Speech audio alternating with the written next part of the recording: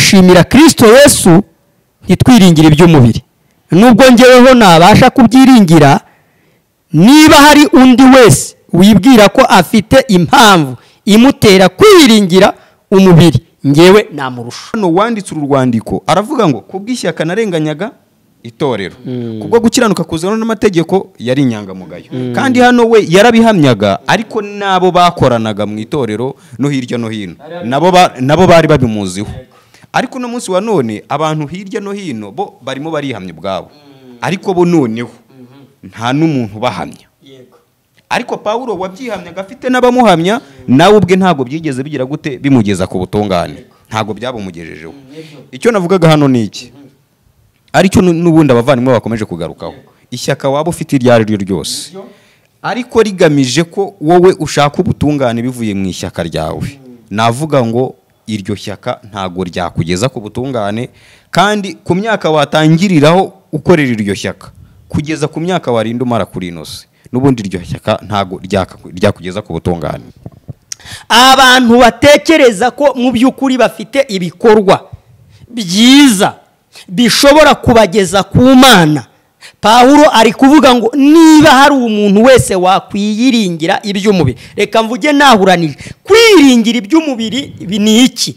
Ni umuntu wese wiringiriye kujya mu ijuru binyuze mu bikorwa bye byiza ajya akora.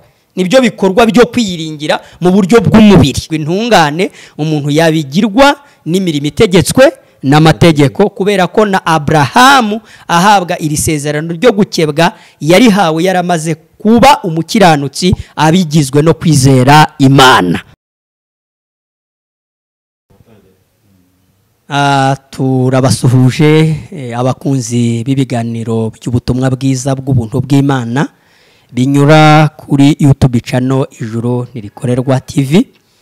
Turabakunda cyane kubera ko tugenda tubona uburyo ki mugenda mudukurikira, kandi tukabona n'uburyo ki mugenda musangiza abantu benshi ibiganiro binyura kuri iyi YouTube channel Ijuru Ntirikorerwa. Ngewe rero uvuga na amazina ni Musabyimana Yosefu Mugisha, ariko ndi umukiranutsi mbikesha kwizera Kristo Yesu. Nagiriwe imbabazi, narababariwe ibyaha byanjye, ibyo narabimenye neza, ndabyizera mu mutima uko ari umurimo Kristo Yesu yakoze kandi warangiye. Ubu rero mbanezerewe kandi nejejwe no kugezaho abandi iyo nkuru nziza, icyo gikorwa cyankoreye cyo kugira ngo nabo baruhuke banezerwe, bamenye ko bahawe ijuru ku buntu muri Kristo Yesu. Ntabwo rero ari jyenyine mubona hano kuri kamera zacu, murabonaho abandi bavandimwe nabo barabibwira, banabasuhuze. Ubwo dukomeze, Imana ishimwe cyane. Karibu sana. Umuvandimwe Mugisha arakoze, mushimiye Imana. Nanjye ndabashimiye abadukurikiye kuri no channel y'Ijuru Ntirikorerwa TV. Amazina yanjye nitwa Nkunzimana Emmanuel, nkaba ndi mushya kuri zino kamera za studio cyangwa se za televiziyo Ijuru Ntirikorerwa TV, ariko nkaba nezerewe Imana cyane kuba muri aka kanya ndaha ngaha. Biranejeje kandi nkaba nezerewe no kubwanyu mugiye kudukurikira cyangwa se muzadukurikira muri iki kiganiro. Amazina yanjye rero nayo ngayo ni Nkunzimana Emmanuel, ariko nkaba ndi umwana w'Imana. Navutse ubwa kabiri, ndi icyaremwe gishya. Hari ijambo nifuzaga kuba navugiramo nkarisangiza abadukurikiye, wenda nubwo atari cyo turi buganireho, ariko hari ijambo ry'Imana riri mu Bakorinto ba kabiri ibice 5 ku murongo wa 17 havuga ngo umuntu wese yari muri Kristo Yesu aba ari icyaremwe gishya, ngo dore byose biba bishize, ngo byose biba bihindutse bishyashya. Ubwo rero ndi umwana w'Imana, ndi icyaremwe gishya muri Kristo, ibya kera byose byarashize. Iyo mvuze ibya kera, hari ukuntu umuntu abaho nyine yumva ari umunyabyaha ndetse anakora ibyaha. Ariko ndi mushya muri Kristo, ndi umwana w'Imana, narahiriwe ku Mana, nta cyaha Imana imbaraho. Nkaba mbishimira Imana rero, ariko nanone kuba Imana itambaraho icyaha ntago mbikesha kuba ngiye nta byaha nkora. Ntago ari cyo mbikesha, ahubwo mbikesha yuko amaraso ya Yesu Kristo ariyo yanyogeje ibyaha byose, akankuraho urubanza rw'ibyaha, ubu nkaba mfite ibyiringiro by'ubugingo buhoraho. Ubwo rero nkaba nshishikariza n'abandi bantu bazadukurikira kuri iyi televiziyo Igihe cy'Ubuntu, ijuru ntirikorerwa, cyangwa se n'abandi basanzwe badukurikira, ko mwakomeza gukurikirana ibiganiro by'ubutumwa bwiza bica kuri ino channel, kubera yuko ni ibiganiro umuntu akurikirana akiyumvamo umucyo w'Imana w'ubutumwa bwiza. Amahoro rero, mukomeze kudukurikira kandi twizeye yuko Imana ikomeza kubana natwe muri byose. Amen. Murakoze twagarutse, nanjye nsuhuje abadukurikira badukunda natwe nkuko tubakunda. Nashimiye Imana nyene kongera kuboneka hano. Imana nyene baciye akanzo kugira ngo tuze tubaviremo ideni tubafitiye. Tubafitiye ideni ryo kubabwira ubutumwa bwiza, twabwira umuganga yatuvuye uko yatuvuye, kugira ngo namwe mugane umuganga yatuvuye akatuvura icyaha. Nanjye amazina ni Muhanuzi Filipo nkuko bisanzwe, nkaba ndi umwana w'Imana. Kuba ndi umwana w'Imana rero bisobanuye ko ndi intungane imbere y'Imana, kuko Imana ni intungane, n'abivyara nabo ibyara intungane. Rero ntabwo harabavuga ati wenda nimvuga ko ndi intungane ndabambikabirije. Oya, data ni intungane, natwe turi intungane imbere ye. Amen. Nubwo abantu batabihamya, ariko Imana yo irabihamya ko yatuvyaye. Amen. Imbere yayo turanezerewe kandi turishimye. Rero nshimira n'abakomeza kudukurikira, bakomeze batukurikire kugira ngo kino kiganiro tugiye kuganira baze kucungukiramo byinshi, kandi Imana irakomeza kuduhana umugisha nabo. Imana ishimwe. Imana ishimwe cyane kandi ihimbazwe iteka ryose. Reka rero byose burya ngo bigirwa n'ijambo ry'Imana, kuko ijambo ry'Imana nyine niko kuri. Reka rero dusangire no magambo Imana yaduhaye kugira ngo tuyageze kuba twumva, aboneka mu rwandiko Pawulo yandikiye Abafilipi, igice cyaho cya mbere turasoma tugeze nko ku murongo waho w'9. Nubwo ari maremare ariko turabasha kuyavuga mu by'ukuri nyine uko Umwami yaduhaye kuyavuga, tugenda turebamo ingingo z'ingenzi, nubwo mu by'ukuri ijambo ry'Imana ryose burya ari ingingo z'ingenzi. Ariko reka dusome mu izina rya Yesu. Ni urwandiko Pawulo yandikiye Abafilipi, ibice ni 3, duhereye ku murongo wa mbere. Titire iravuga ngo imbuzi zerekeye intumwa z'ibinyoma. Ibisigaye bene data, mwishimire mu Mwami Yesu kubandikira ibyo nigeze kubandikira, ubundi ntibindambira, kandi namwe bibagirira akamaro. Mwirinde zambwa, mwirinde inkozi z'ibibi, mwirinde n'abakeba gukeba kubi, kuko twebwe turi abakebwe gukebwa kwiza, abasenga mu buryo bw'umwuka w'Imana, tukishimira Kristo Yesu, ntitwiringire iby'uyu mubiri, nubwo njyeweho nabasha kubyiringira. Uyu ni Pawulo. Ku murongo wa 4, niba hari undi wese wibwira ko afite impamvu imutera kwiringira uyu mubiri, njyeweho namurusha. Dore nakebwe ku munsi wa 8, ndi uwo mu bwoko bw'Abisirayeli, ndi uwo mu muryango wa Benjamini, ndi umuheburayo w'Abaheburayo, ndi umufarisayo ku by'amategeko, ku by'ishyaka narenganyaga itorero, ku byo gukiranuka kuzanwa n'amategeko nari inyangamugayo. Yego. Imana ishimwe. Komeza ku murongo wa 7. Ku murongo wa 7 hari titiri ibanza ikavuga ngo guhomba iby'isi kubwo gutunga Kristo. Ku murongo wa 7 ngo nyamara ibyarindamo yanjye nabitekereje ko ari igihombo ku bwa Kristo, ndetse n'ibintu byose mbitekereza ko ari igihombo kubw'ubutunzi butagira akagero, ari bwo kumenya Kristo Yesu. Kubw'uwo nahombye ibyanjye byose, ndetse mbitekereza ko ari amase kugira ngo ndonke Kristo. Ku murongo w'9 ngo kandi mbone ko ndi muri we, mboneke ko ndi muri we, ntafite gukiranuka kwanjye kuva mu mategeko, ahubwo mfite ukuzanwa no kwizera Kristo, ariko gukiranuka kuva ku Mana guheshwa no kwizera. Amen. amen. Imana ishimwe. amen. Dushimiye Imana nanone ijambo ryayo. Aya magambo ni amagambo Pawulo yandikiye bene data b'i Filipi, itorero ry'i Filipi. Yatangiye rero ababwira ati bisigaye bene data mwishimire mu mwami Yesu. Hano ho yatangiye nyine abwira bari barakijijwe mu by'ukuri, nubwo nyirizina nyine hano kuri YouTube channel hari n'abadukurikira nabo baramaze gukizwa, baramaze kwakira Yesu Kristo. Hano rero yavuze ngo bene data bisigaye mwishimire mu mwami Yesu. Biragaragara ko nta handi umuntu yakwishimira usibye muri Kristo Yesu. Ngo kubandikira ibyo nigeze kubandikira ubundi ntibindambira kandi namwe bibagirira akamaro.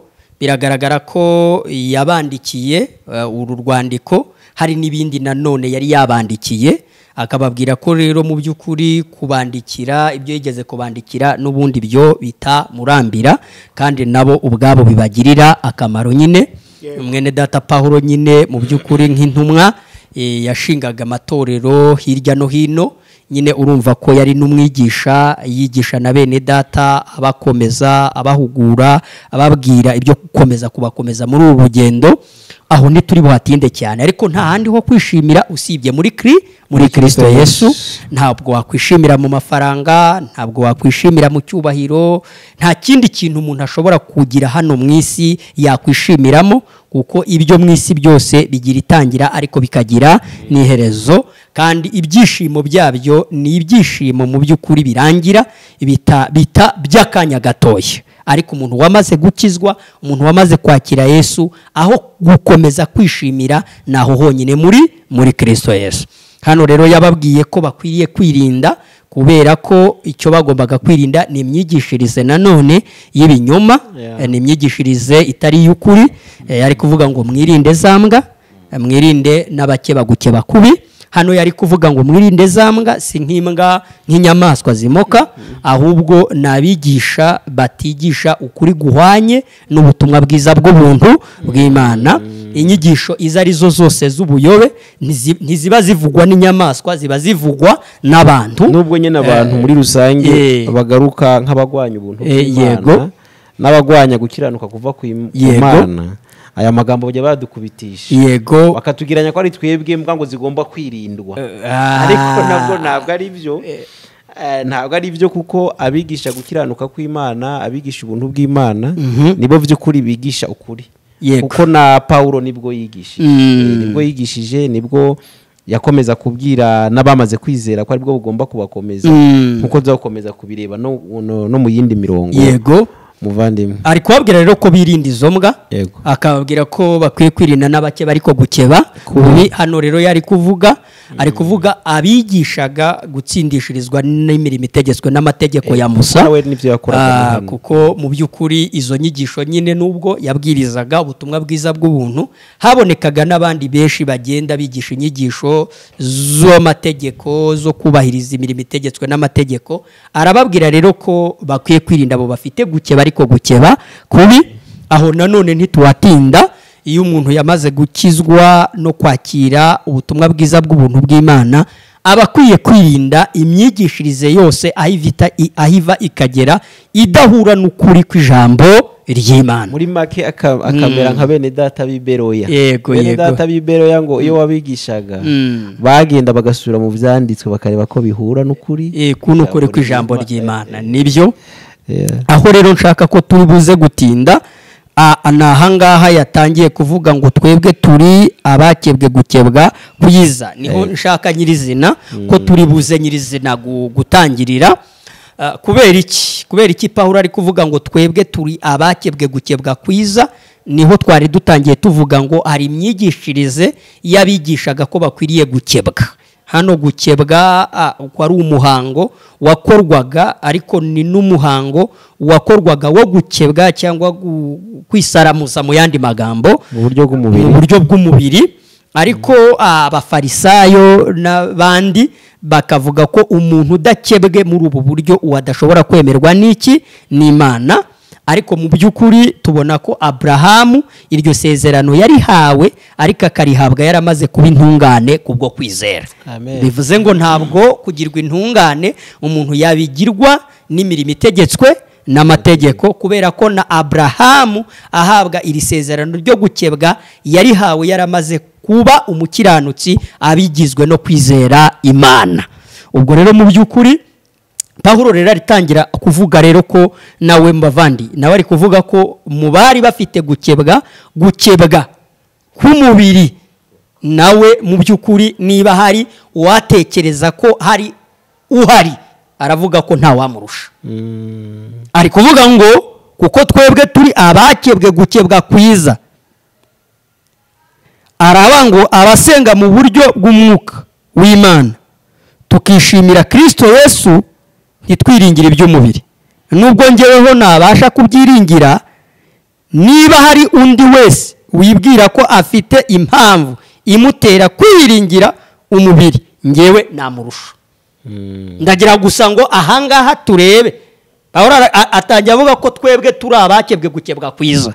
Imana ihimbazwe ko nanjye uri hano, natwe turi hano, mwe mukurikiye, natwe twarakebwe kandi dukebwa gukebwa kwiza. Bari kuvuga gukebwa kwiza rero hano iki jambo ry'Imana bagukebwa kwiza ni umuntu wese wizeye umurimo Kristo Yesu yagize gute yakoze akaba intungane abikesha icyo gikorwa umwana w'Imana yakoze ku musaraba. Ariko noneho rero abantu batekereza ko mu by'ukuri bafite ibikorwa byiza bishobora kubageza ku Mana, Pawulo ari kuvuga ngo niba hari umuntu wese wakwiyiringira iby'umubiri, reka mvuge nahuranije, kwiringira iby'umubiri ni iki? Ni umuntu wese wiringiriye kujya mu ijuru binyuze mu bikorwa bye byiza ajya akora. Nibyo bikorwa byo kwiyiringira mu buryo bw'umubiri. Uburyo bwa mubiri umuntu akavuga ati nge ndasenga, nge ndiyiriza, ntanga kimwe mu 10, mfasha imfubyi, mfasha abapfakazi, ngira ishyaka ry'umurimo w'Imana, ahantu hose numva nkunda Imana, aho bayivuze hose njyayo. Mbese wa muntu ukubwira ati ntaho ntajya, muri murya njya gusengerayo, ni imisozi abantu basengeramwo, ati imisozi iri Nyagatare nayigezeho, ati ndi umuririmbyi, ati ndudirija wa korari, ati ndu umuyobozi w'ibyumba by'amasengesho, ati ndi umuhanuzi. Ibyo bintu byose byo kwiringira iby'umubiri, ibyo bintu by'umubiri, Pawulo ubwe ari kuvuga ngo niba hari undi wese wibwira ko ibyo bintu abyiringiririyemo, nje ndi uwa mbere nta wandusha. Pawulo hano yavuzemo amagambo akomeye cyane kugira ngo yereke abantu ko ibyo abantu biringira, yego, ko Imana yaheraho ikabona ko bera. Yavuze ko atari ibyo. Yego. Dore impamvu we ngo yabibonye nk'igihombo. Hari avuga ngo yabibonye nk'amasi. Yego. Dusubiremo neza, hari igihe abantu bajyaho bakavuga ngo Pawulo ngo nawe ngo yarasambanaga, ngo yariba, ngo yaratukanaga, ngo amaze guhura na Yesu, ngo noneho ngo arabireka, ngo ibyo ngo nibyo bya Pawulo bimwe mu ndamu yari afite yabonye nk'igihombo ni ugutakaza kwiyizera, kuko mu mategeko yasa nkaho nyene nawe arimo aragaragaza yuko ashoboye, ariko agerageza. Buretse utaragera no ku gihombo, banza urebe uvuge ahantu Pawulo ari kuvuga uwo yari we.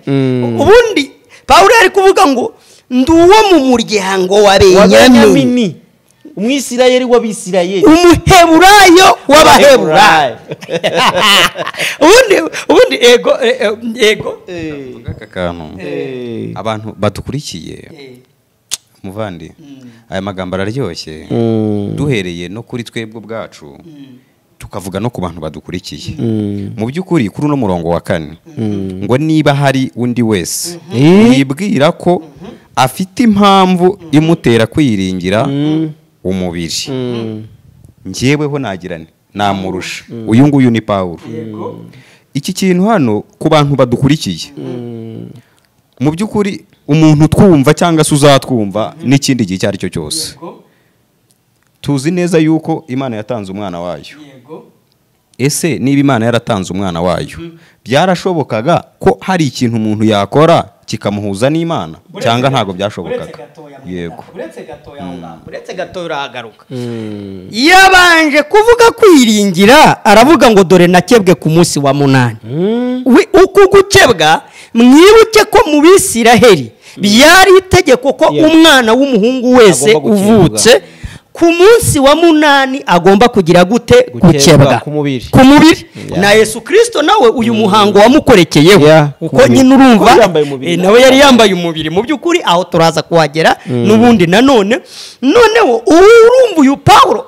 Ariko wowe unavuga gutya, Paulo uri kuvuga gutya ni Umwisiraheli, wowe urwanya umurimo w'ubuntu bw'Imana uri n'umunyamahanga. Wenda hari yewe ni wanakebwe, kubw'umubiri wo. Ereka we nubwo wanakebwa kubw'umubiri, iri sezerano ntabwo byari rigutegekewe, kuko uyu wari umuhango wagombaga gukorerwa abakomoka ku rubyaro rwa Aburahamu. Naho twebwe ngo twari kuri iyo tudafite n'Imana rurema, abanyamahanga ngo nta byiringiro dufite, turi kure y'amasezerano. Rero mu by'ukuri arakomeza kwitondora mu buhamya bwe. Hari igihe umuntu ajya agira gutya nkumva arivuze mu buhamya, ati gutya mumbona, ati jewe, ati nakoraga ibi nibi, ati none ibi nibi narabiretse, ati Imana ishingira naribaga none sinkiba, ati byari iraryoha sha, ati bya biraryoha, atuza umugore ko najyaga mbumva bari kwitaragaza bari muri za mikoro ngo uzi ukuntu ngo ibyaha biryoha, ngo uzi ukuntu byari hanze hano iryoha, ngo nanjye ngo nindamu naretse, ngo nanjye ngo nindamu naretse. Icyo kintu ni ikinyoma. Umuheburayo w'Abaheburayo, iyo ni titire yaryaga. Umufarisayo ku by'amategeko. Ubwabyo Paulo yigiye ku birenge bya Gamaliyeli, yamwigisha amategeko arayiga, si no kuyiga gusa anayagenderamo. Ubu ni ubuhamya bwa Paulo, ubu ni ubuhamya bwa mwene data Paulo. Kugira ngo uze kudusobanurira hariya, muze kudusobanurira haravuga ngo ibyarindamuye yabitekereje nk'igihombo, ibi ni ibintu ubwe nyirizina yashingiragaho. Agavuga ngo kuba ndi Umwisiraheli ubwabyo, aho harimo inzira izangeza hehe ku Mana. Hari n'akandi yashizemo ku wa 6 ngo kubyishaka narenganya itorero ry'Imana. Urumva ngo kubyo gukiranuka kuzanwa n'amategeko nari inyangamuga, kubyo gukiranuka kuzanwa n'amategeko nari inyanga ntiyibaga uw'abandi. Reka nkubwire, mw'idini Paulo yabarizwagamo, ko Paulo nawe yarazwi inyangamuga. Yo bavugaga ngo ku muntu uri nimero ya mbere mu kubahiriza imirimo itegetswe n'amategeko, Sauli Paulo bahitaga bagira gutya ngo vivura. Ninde udasambana vivura, ninde utica vivura, ninde utagira umujinya vivura, ninde utifuriza ikibundi vivura. Urongo Paulo hano yo bamugeragaho, baravugaga ati kubigendanye no gukiranuka kuzanwa n'amategeko yari inyanga umugaye.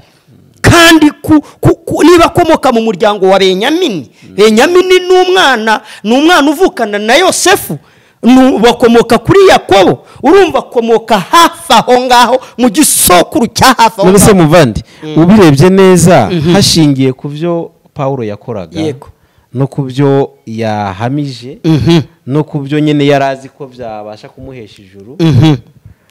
Ubu kuko urabona Paulo atabikora neza kugeza aho bamwita ko ari inyangamuga, nawe akavuga ati nanjye mbizi nari inyangamuga. Yego, kuvyasabwaga ku mategeko no kuvyasabwaga kwigengesera mu ngeso muki no kugwanirisha Imana yica abanyetorero. Ibyo navyo yabishiragamo, ibyo navyo byari umurimo w'Imana kuri Paulo. No kwica abakristo no kurenganya ab'inzira ya Yesu, nabyo Paulo kurenganya abera yari w'Imana.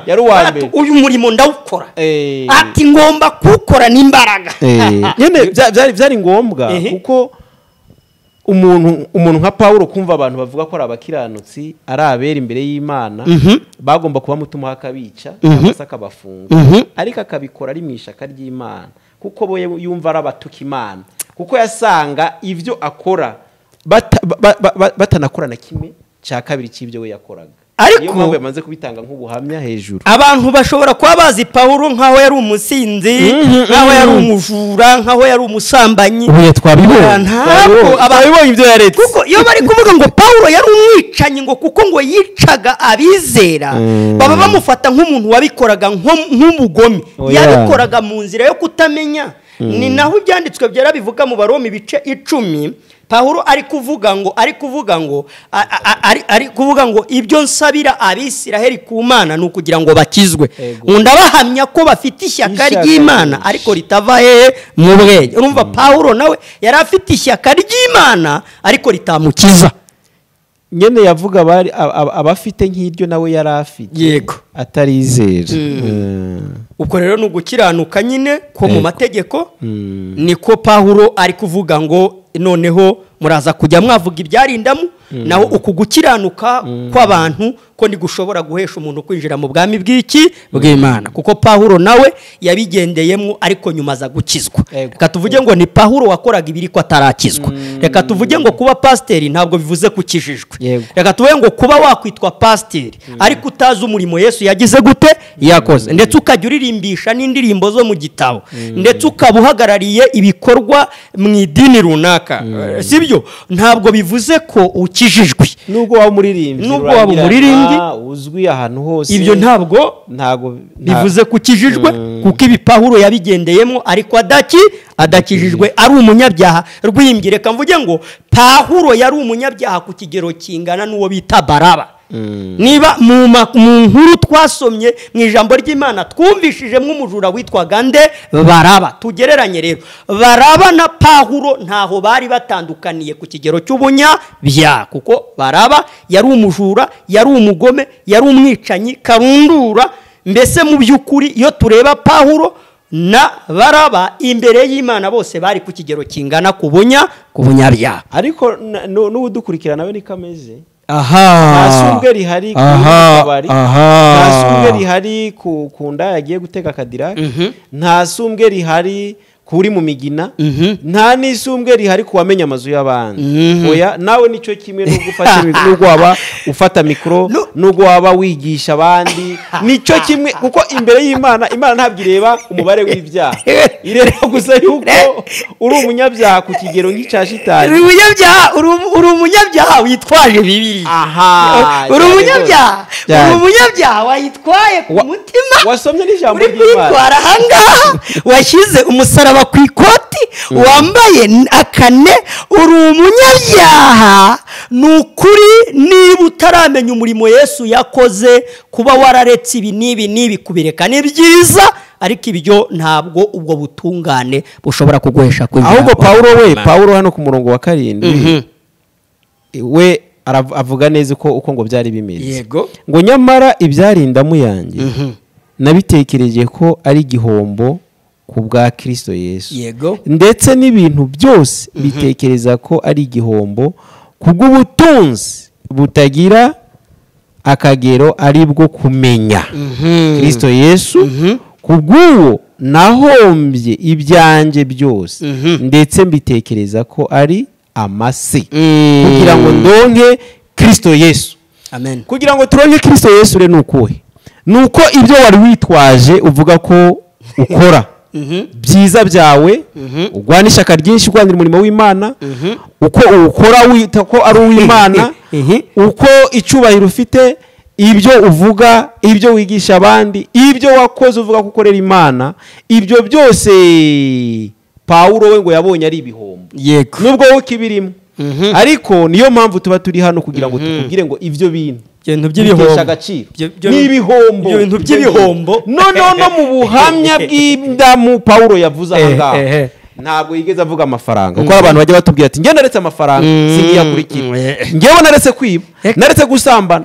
Ahubwo Pawulo twabonye ibyarindamu. Hari umeruka kumva avuga ngo we ngo yajyaga asengera abantu noneho ngo mu kubasengera ngo kubera ngo ukuntu yari ari mu mwuka ibitari umwuka ariko ngo bakamuzanira amafaranga yo gushima nk'Imana urumva bazaga ngo barwaye ngo akabasengera bagakira bakaza bafite ibibazo ngo akabasengera bigakemuka none bakaza nko kumushimira bamuzaniye nk'ituro nk'amafaranga ngo akayanga akavuga ati oya reka mvuge ngo nubwo ujya uyanga wishingikirije mu kuvuga ngo Imana itazakurimbura ni ukuri n'ubundi ibyo bintu ntabwo byakugira intungane imbere y'Imana sibyo yego reka dukomeze tuganire n'abadukurikiye mu by'ukuri wenda reka mvuge hano kuri uyu murongo wa 6 abantu baba badukurikiye bajye bumve ikintu tuba dushaka gusobanura. Pawulo hano ku murongo wa 6 yavuze ngo kuby'ishyaka narenganyaga itorero ngo kubyo gukiranuka kuzanwa n'amategeko nari inyangamugayo. Ni ukuvuga ngo abantu hanze aha ngaha mu madini agiye atandukanye umuntu wese ahantu ari afite ikintu cyitwa ishyaka kandi ishyaka rihari ni ishyaka ryo kugira ngo umuntu abone gukiranuka. Umuntu arakora iki n'iki agamije kugira ngo abone gukiranuka. Hari ibikorwa mu bintu bifatika ugasanga wenda abantu bari mu itorero runaka hari ibikorwa bikeneye kuhakorwa mu idini runaka umuntu akavuga ati reka nkore iki ngiki kugira ngo ngire gute mbone gukiranuka. Ariko Pawulo hano urumva ko we abangaba turimo kuvuga uno munsi wa none aribo natwe twari bo mu gihe cyashize. Yego tukaba twaramurikiwe n'umucyo w'ubutumwa bwiza. Ni ukuvuga ngo iri shyaka Pawulo yari afite ubu tuvugana uno munsi wa none n'ubundi mu madini abantu bararifite ryinshi cyane. Ariko Pawulo hano asa n'uwakuriye abantu inzira ku murima kandi twese n'aba bantu turimo kuvuga baba mu mashyaka agiye atandukanye basoma ibyanditswe y'umurimo mwiza ishyaka ry'umurimo mwiza gose basoma ibyanditswe. Hano wanditse uru rwandiko aravuga ngo kubw'ishyaka narenganyaga itorero kubwo gukiranuka kuzana n'amategeko yari inyangamugayo. Kandi hano we yarabihamyaga ariko nabo bakoranaga mu itorero no hirya no hino nabo bari babimuziho. Ariko no munsi wa none abantu hirya no hino bo barimo barihamya ubwabo ariko bo noneho nta n'umuntu bahamya. Ariko Pawulo wabyihamyaga afite n'abamuhamya nawe ubwe ntago byigeze bigira gute bimugeza ku butungane ntago byabumugejejeho. Icyo navugaga hano ni iki aricyo n'ubundi abavandimwe bakomeje kugarukaho ishyaka waba ufite iryo ari ryo ryose ariko rigamije ko wowe ushaka ubutungane bivuye mu ishyaka ryawe navuga ngo iryo shyaka ntago ryakugeza ku butungane. Kandi ku myaka watangiriraho ukorera iryo shyaka kugeza ku myaka warinda umara kuri inose n'ubundi iryo shyaka ntago ryakugeza ku butungane. Noneho hano ku murongo w'8 ngo ndetse n'ibintu byose mbitekereza ko ari igihombo kubw'ubutunzi butagira akagero ari bwo kumenya Kristo Yesu ngo kubw'uwo nahombye ibyanjye byose ndetse mbitekereza ko ari amase ngo kugira ngo ndonke Kristo Yesu. Ariko amase ni abantu bariratana yego mu gihe cy'ubu ngubu ngo bakoze ibi n'ibi. Hano hari ikintu kigomba gusobanukamo. Ndababwira ikintu gikomeye mu madini n'amatorero hirya no hino. Abantu iyo havuzwe kino gihombo bashobora gutekereza igihombo nk'imitungo bafite. Umuntu akumva yuko wenda n'ibyo afite yabitanga akumva ko agize igihombo. Ariko hano igihombo Pawulo yavugaga igihombo hariya hejuru twahereye yatangiye atubwira imiryango akomokamo. Niba umuntu ari umwisirayeli mu bayisirayeli akaba ari uwo mu babenjamini iyo ni imiryango twese akaba ari umufarisayo inyangamugayo ku mategeko. Yego urumva ibyo bintu urumva byose nta na kimwe atubahirizaga. Ariko uno munsi wa none iyo bavuze igihombo hano ushobora kujya kumva bitewe n'impamvu runaka abantu barimo kubwiriza bashaka kugeraho ukumva barimo barasaka abantu. Ngiye niko mbibona kandi binabaho ukabona barabwira umuntu ko we agomba kugira igihombo ubutunzi bw'akabutanga ngo kugira ngo aronke nde aronke Kristo ariko amuronkeye mu bintu yatanze. Ibyo si byo twabyanze ntabwo nabwa muronse ariko niko byitwa ko yego biravugwa ngo tanga iki kugira ngo uronke. Hano baravuga ngo na Pawulo yahombye ibyo ngo kugira ngo aronke nde aronke Kristo. Ariko nyamara hano ibintu bivugwa ntabwo ari ibintu byo gukura hano mu mufuka ntago ari ibintu byo gukura mu mufuka ngo bitange kandi n'ubwo nabikuramo ntago ari byo byatuma uronka Kristo. Ntabwo wabona ijuru ntabwo ijuru waribona. Noneho hano hepfo ngo kandi mbone ko ndi muri we mboneke ko ndi muri we ntafite gukiranuka kwanjye kuva mu mategeko ngo ahubwo mfite ukuzanwa no kwizera Kristo ariko gukiranuka kuva ku Mana guheshwa no kwizera. Urakomeza Yego. Mboneke ko ndi muri we ndafite gukiranuka kwanjye. Yego. Gukiranuka kwa Pawulo yakuvuze haruguru. Yego. Kwa mbere yari afite anakurusha benshi mu badukurikiye. Yego. Ko nta wakwihamya nk'ibi bintu Pawulo yihamije. Ntawe kuri ubu ngubu. Nanjye Pawulo aha Pawulo nanjye sinari kumwigereranyaho. Ariko mboneke ko ndi muri we ndafite gukiranuka kwanjye. Yego. Bigaragaza ko hari gukiranuka k'umuntu. Yego. Ariko umuntu akwiriye kubona nk'amasi. Hari akaguhomba. Ariko kuguhomba nabwo ni ukugira ngo uronke Kristo. Utemeye kumva utumvishije ko ibyo bintu byose ari igihombo. Utemeye ko ibyo bintu byose ari amase. Utemeye ko ibyo bintu byose ari umwanda. Mu yindi Bibiliya ikindi Kinyarwanda ni amazirantoki. Waje kubabwira ngo imirimo bajugunye hasi. Imirimo rambika hasi. Bajugunye hasi. Imirimo rambika hasi. Amategeko bajugunye hasi. Amategeko jugunya hasi. Bashoboye. Ibyo bintu byo kuvuga ngo uzatsindishirizwa n'imirimo itegetswe n'amategeko. Ko ndashaka kubaza abavandimwe mu kanya. Kuko hari ugukiranuka Pawulo ari kuvuga ngo mboneke ko ndi muri we. Ndafite gukiranuka kwanjye kuva mu mategeko. Ahubwo mfite ukuzanwa no kwizera. Birumvikana hari ugukiranuka kubiri. Hari ugukiranuka kw'abantu ariko Pawulo yagaye. Ariko gukiranuka abantu benshi bishingikirizaho kugira ngo kuzabageze ku Mana. Ibyo bintu rero ni umwanda. Reka ibyo bintu wiratana. Jugunya.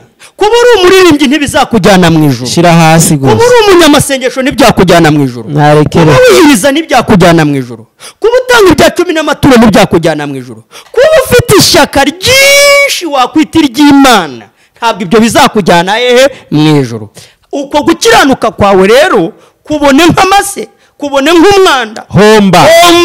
Ariko nunahomba uzabona hombye ibihombo harimo n'inyunga ni n'ibihombo rwana mugana. Arimo arahita abona ubundi reka nkubaza ubundi arahomba iki? Ibintu kubitunga bikaba bitazampesha ijuru. Nibura ahubwo reka ndonye Kristo kuko kumuronka nibyo bimpesha ubugingo buhora. Ubwo Imana igaye kugukiranuka k'umuntu kandi na Pawulo akaba yakugaye bavandimwe. Akaba yavuze ko ari ukundi gukiranuka yaronse hashingiye ko kukwe mu by'ukuri yabonye ko ari umwanda, ndetse akanashishikariza ababyumvaga ko ibyo bintu bakwiriye kubitakariza akizere bakabitakariza agaciro. Noneho abaduteze amatwi bari kutwumva bari kumva ibyo bintu byose twabitesheje agaciro kandi nk'uko ijambo ry'Imana ribihamye. Noneho gukiranuka guhesha umuntu kujya mu bwami bw'Imana. Ariko Pawulo yavuze mboneke ko ndi muri we ndafite gukiranuka kwanjye kuva mu mategeko ahubwo kuzanwa no kwizera. Ni ukuhe gukiranuka namwe mu kubwira abantu. Reka nganire n'abatwumva. Nyene Pawulo yavuze ibyo yahombye. None havuga n'ibyo yaretse. Yagize ishaka ryinshi pe. Yagwanije abera cyane. Pawulo yagwanije itorero ry'Imana yarishe benshi cyane. Pawulo mu mategeko Pawulo mu mategeko yari yaragerageje pe. Ariko noneho ibyo ngo yabibonye nk'igihombo. None habibona nk'iki nk'amase. Amaze kubona nk'amase ntago nyene byahise birekera aho ngaho. Ariko n'abatwumva nabo tubabwira iyo uretse imirimo yawe ntabwo ugenda gutyo, ntabwo ugenda maramase, ntabwo urekura gutyo nyene ngo uhite nyene ngo uburiramo. Oya tugiye kureba inyungu umuntu ahita kuramo. Iyo uhombye ugomba no komeza ariko ukabona n'inyungu. Pawulo hano yavuze ngo ngibyari ndamu yabonye nk'igihombo. Ngo kubw'ubutunzi ngo butagira iki akagero aribwo kumenya Kristo Yesu. Hari no muririmbyi hano yaribye ngo numugisha ukomeye kumenya Yesu. Si ukumenya izina buya Pawulo ntabwo yavuze iri zina. Pawulo yavuze ibiri muri Kristo Yesu, inyungu yungukiye mu kumenya Kristo Yesu. Byamwibagije n'ibihombo yahombye. Yahise abona ko none ivyo yarafite mbere bibaye amase bitesha agaciro. Yakubise hasi. Yarageze ku kimara inyungu. Aha. None hageze ku kimara nzara yo gukiranuka. yageze kuri Yesu. Ageze kuri Yesu, Yesu yamuhaye gukiranuka, yari yarashakiye muri bya bindi byose. Yaboneyemo ubutunzi, ayo ni ya mahoro, kuko ngo igihano kiduhesha amahoro cyari kuri Kristo Yesu. Ayo ni ya mahoro adashira, ni wa munezero, ni bya byishimo, ni ya mahoro adusunika guhora hano kuri kamera kugira ngo tubwire abantu icabagira intungane. Uku kuri kuzuye Pawulo aduhaye bw'ibintu twajyaga twishimiraga kera. Wa muntu urimo utwumva nawe bifate nk'amase, bifate nk'igihombo, ariko ntabwo uri buvire mwaho. Uraza kubona icyo warukenye cyanyacyo, no gukiranuka kuva ku Mana. Pawulo nawe ngo arabyishimiye, arabinezererewe, kuko ngo nivyo yahise abona, ngo nibwo butunzi butagira akagero. Reka tuvuge ngo gutunga gukiranuka muri wowe, kuba hano mwisuru umukiranutsi wahawe n'Imana, bitavuye mu mirimo yawe, bitavuye no mu byo wubahirije, nibwo butunzi burenze wagira hano mwisi. Nivyo bintu ufite kwirata mu bandi bagabo, mu bandi bantu, ukavuga ati nongewe mfite gukiranuka kw'Imana, kandi Imana kwizabana nabera, Imana yamaye gukiranuka nduwera. Ibyo nivyo bintu umuntu yagakwiye kuba yirata, nivyo yakwiye kuba bimubera ibyishimo. Ubwo kugira ngo umuntu abe intungane, kuko hano ku murongo w'9 muri Bibiliya ijambo ry'Imana havuze ngo kandi mboneke, kandi mboneko ndi muri we. Oya nawe ngo kandi mpore mboneke muri we, mpore muri we, nibiya ijambo ry'Imana.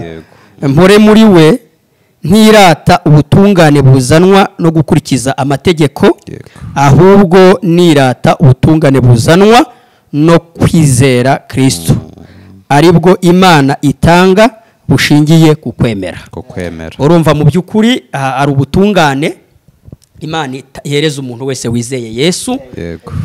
Ijambo ry'Imana mu Bakorinto ba 5:21 yohereye kuri 18 hari amagambo avuga ngo kuko muri Kristo arimo Imana yiyungiye n'abari mu isi, ntiyaba ikibabaraho ibicumuro byabo. Pawulo ntabwo Pawulo yari yarigeze amenya ko Imana yiyunze n'abari mu isi, muri we, muri Kristo, ibyo bintu bikaba byaratumye baba intungane. Nawe uduteze amatwi rero, ukwiriye kumenya ko muri Yesu Kristo Imana yiyunze nawe, kandi ukwiyunga nawe Imana yiyunze nawe muri Kristo, yiyunze nawe binyuze mu rupfu rwa Yesu. Kuko noneho byaha byawe, ikintu gikomeye ukwiye kumenya ko ibyiza byawe n'ibibi byawe, ibyo bintu byose y'Imana bihwanije, byose ibona ari bibi imbere y'Imana. Uwo gukiranuka kuzanwa n'amategeko, Imana yibibona ibona ari bibi, kuko ntibyakugira mwiza 100% imbere yayo. Ukwiriye rero kumenya ko Imana yatanze Yesu Kristo, noneho muri Kristo Imana ikiyunga nawe kugira ngo ntibe ikikubaraho ibyaha byawe. Reka mvuge ngo kuri ubu ngubu Imana ntabwo ikikubaraho ibyaha. Impamvu Imana itakubaraho ibyaha, ikubara nk'intungane, nuko ibyaha byawe yabibaze kuri nde? Kuri Yesu Kristo. Iyo usomye ku murongo wa 21 haravuga ngo kuko utigeze kumenya icyaha, Imana yamuhinduye kuba icyaha ku bwacu, kugira ngo muri Kristo duhinduke gukiranuka kw'Imana. Hano ijambo ry'Imana ryavuze ngo mboneke ko ndi muri we ndafite gukiranuka, ndafite ubutungane buzanwa n'amategeko no kwiringira imirimo itegetswe n'amategeko, ahubwo mfite ubuzanwa no kwemera Yesu Kristo, aribwo butungane Imana ihereza umuntu wese wemeye Yesu. Ubwo butungane rero nta bundi, nuko Imana yafashe ibyaha byawe byose uko bingana, ikabishyira kuri Yesu utarigeze kumenya icyaha haba no kugikora. Kuko ubwo muri Yesu nta bumenyi bw'icyaha bwari burimo, ni ukuvuga ngo no kugikora ntibyari gushoboka. Ni nayo mpamvu Yesu Kristo Imana yamwohereje mu isi yambaye umubiri w'abantu. Twigeze tuvuga ko Kristo Yesu nawe ku munsi wa 8 yajyanywe mu isi yakebwe nk'uko umuco wari umeze mu Bisiraheli. Yesu Kristo yambaye umubiri kuko yaraje kuba umucunguzi w'ibyaha by'abari mu isi, yaraje kukubera umucunguzi. Yesu yambaye umubiri wawe, Yesu yambaye umubiri wacu, ariko muri we ari umukiranutse, muri we ari intungane. Rero mu by'ukuri nenda gusoreza kuri iri jambo hano, icyo nenda kuvuga nuko Kristo Yesu yashoboye kubahiriza iby'amategeko yagusabaga byose. Amaze kubyubahiriza bibarwa kuri wowe udukurikiye. Hanyuma rero bikubazweho nibyo byakugize intungane imbere y'Imana. nawe ibyaha byawe bibarwa kuri Yesu bimujyana mu gihano.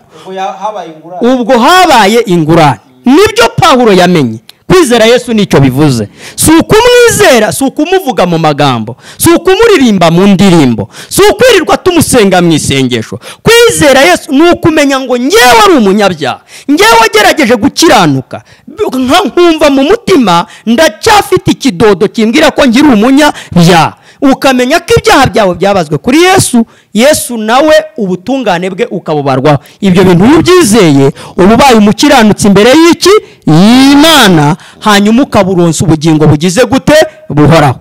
Mu by'ukuri rero ngira ngo wenda tunasoze, ariko bene data bagira icyo bavuga mu kanya gatoya ko nanone mu by'ukuri nge nicyo numvaga nshaka gusorezaho, nuko ukwiye kwitakariza icyizere ukihana, kuko na Pawulo yarihannye. Ko ntabwo wakwita ibyarindamu yawe ko wabibonye ko ari igihombo, ko ari amase, ko ari umwanda. Ibyo nibyo byita kwihana. Ni ugutakariza icyizere ibyo bintu, ukabona ko bitaguhesha kujya mu ijuru, ahubwo ugahindukira, nibyo bita metanohiya, ugahindukira ukareba umurimo Yesu yagize gute yakoze, ko wari uhagije kukugira intungane imbere y'iki y'Imana. Imana ihimbazwe none n'iteka ryose. Urakoze muvandimwe. Nanjye icyo nagira ngo nanjye mvugeho, ikintu abantu baba bakwiye no kumva cyane, izi nkuru dusomye za Pawulo mbere yari Sawuli hariya hejuru twahereye dusoma, ariko kuri uyu murongo wa 9 ari naho numva abantu bakwiye kumva kurenza ibindi bintu byose, ngo kandi mbone ko ndi muri we ntafite gukiranuka kwanjye kuva mu mategeko, ngo ahubwo mfite ukuzanwa no kwizera Kristo, ngo ariko gukiranuka kuva ku Mana guheshwa no kwizera. Murumva gukiranuka kuva ku Mana guheshwa no kwizera ni nako kuzahesha abantu ubugingo buhoraho. Kuko no munsi wa none natwe icyo duhamya ko turi abakiranutsi, ariko ubukiranutsi duhamya ntago ari ubukiranutsi buva muri ya mirimo cyangwa se buva muri ya miryango dukomokamo ikomeye, nkuko hariya hejuru Pawulo nawe yahereye hejuru abivuga. Kuko hejuru yabivuze, ariko hepfo asoza avuga yuko yemeye kubihomba, ngo kugira ngo atunge ubutunzi butagira akagero, aribwo bwo kumenya Kristo. Kumenya Kristo iyo wamajije kumwizera, nkuko umuvandimwe yakomeje abisobanura n'ubundi, Kristo ubwe yabaye umunyabyaha kandi nta byaha yakoze, ariko yabaye umunyabyaha ku bwacu, ngo kugira ngo muri we natwe duhinduke gukiranuka. Urumva Kristo ntabwo kugira ngo abe umunyabyaha byamusabye ko akora ibyaha, ariko